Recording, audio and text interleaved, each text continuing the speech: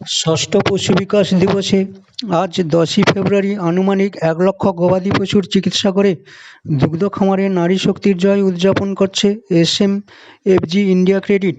সারা ভারত জুড়ে আজ 10ই ফেব্রুয়ারি নারী শক্তির জয় উদযাপন করা হয়। জানা গেছে 15টি রাজ্যে 450-এর বেশি স্থানে শিবির করে আজ একদিনে 1 লক্ষেরও বেশি গবাদি পশুর চিকিৎসা করা হয়। তারই অঙ্গ হিসাবে পূর্ব মেদিনীপুর জেলার ভগবানপুর 1 ব্লকের কাজলাগড়ে আজ সকাল থেকে গবাদি পশুর চিকিৎসা শিবির, যত্ন শিবিরের মাধ্যমে ষষ্ঠ পশু বিকাশ দিবস পরিচালনা করা হয় এসএমএফজি ইন্ডিয়া ক্রেডিট কোম্পানি লিমিটেডের আয়োজনে। জানা গেছে ভারতে 8 কোটিরও বেশি পরিবার সরাসরি দুগ্ধক্ষেত্রের সঙ্গে যুক্ত এবং মহিলারা এর মধ্যে 70% কর্মশক্তির প্রতিনিধিত্ব করে। তাহলে আমরা কিন্তু পশুপালনের যে আমাদের যে উদ্দেশ্য অর্থনৈতিক পরিকাঠামো ডেভেলপ করে সেটা কিন্তু করতে পারবো।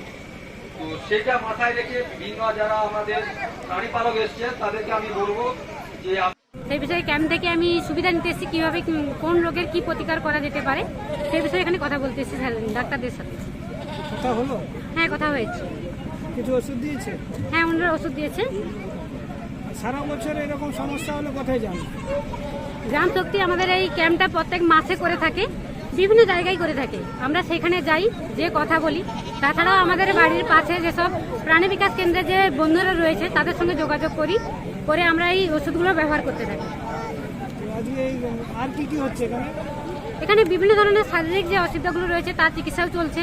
কোথাও চক্ষু পরীক্ষা হচ্ছে, কোথাও বা কারো ব্লাড প্রেশার চেক আপ করা হচ্ছে, বা শরীরের বিভিন্ন প্রবলেমের সেখানে চেক আপগুলো চলছে। এই ধরনের উদ্যোগ এই সংস্থাকে মানে কি বলবেন? আমি সংস্থাকে অসংখ্য ধন্যবাদ জানাই এই উদ্যোগের জন্য। তারা আমাদের অনেকভাবে সাহায্য করেছে। প্রথম থেকে আমরা যখন গরু পালন করতে যাই আমাদের খুব অর্থনৈতিক অভাব ছিল এবং পরিবারের অনেক কষ্টে আমরা সংসার চালিয়েছিলাম। সে সময় তারা আমাদেরকে প্রথম লোন দিয়ে তারা আমাদেরকে জানিয়েছিল যে গরু কিনে আমাদের বড় হতে পারি, সেই চেষ্টা করেছে। আমরা সেখানে প্রথম কিস্তি নিয়ে লোন নেওয়া হয়, নিয়ে গরু কিনি এবং পরে সেটা এই গরু ব্যবসা মানে গরু পরপর বাড়তে যখন আমরা সেখান থেকে দুধ বিক্রি করে ছেলে মেয়েদের পড়াশোনা খরচ, পরিবারের খরচগুলো সামলাতে পারি, সেখান থেকে আমরা কিস্তির টাকাটাও শোধ করি। আবার আমরা দ্বিতীয় কিস্তিতে লোন নেওয়া হয়।